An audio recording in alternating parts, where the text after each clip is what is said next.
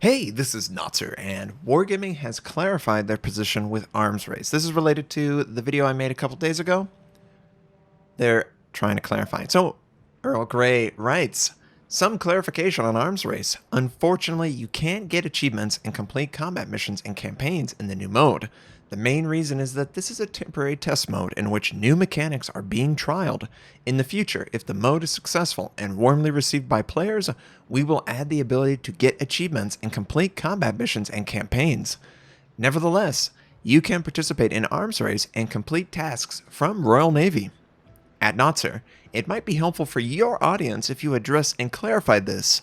Apologies for the lack of clarity. We will strive to be clearer in the future.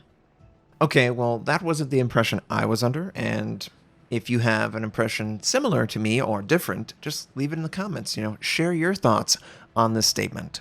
I would love to hear them and read them. I'm sure Wargaming would too.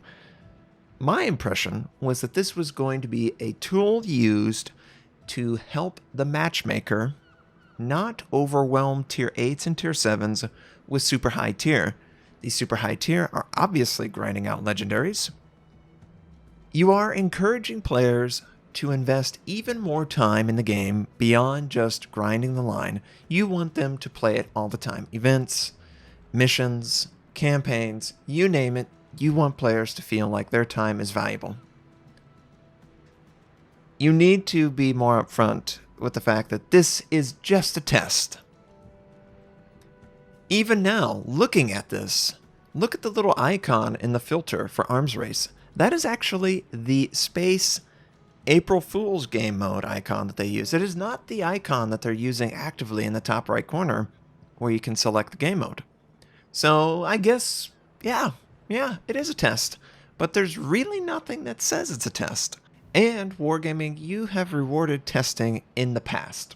So I would just make sure that you consider keeping that same policy in place if you plan to introduce another game mode in the future and you feel like you've polished it to the point that arms race is at. Probably should include completion. This is going to continue to be a topic. I can basically guarantee that the comments are not going to like that statement. The comments are going to feel like their time is not as valuable as maybe others, and they're probably going to suggest that in the future you should look to include this regardless of it being a test. Legendaries are not something that takes a lot of skill to get. It just takes time. And you know what? If I'm investing my time, my valuable time, as all of you have valuable time, I'm probably not going to choose a mode where nothing gets completed. Just saying. So, just really disappointed in this statement. I don't think it's enough clarity. I think that honestly, it's probably going to cause you to change your policy. And you know what? I think that's a healthy growth for Wargaming in the future if they ever do this again. Just my opinion. I appreciate all the support. At least Wargaming finally answered. I can guarantee you that I did not make that video without asking a question beforehand. So, the video caused some reaction, which is good, and that's all that I want.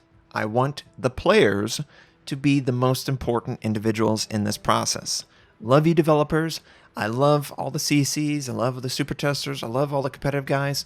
But the first priority of any game is to the players. Any and all. And if this statement causes Wargaming to double down on trying to reaffirm their support for players, well then something good came from it. But as it stands right now, this policy is not going to be very successful in the future for other game modes if you don't change it.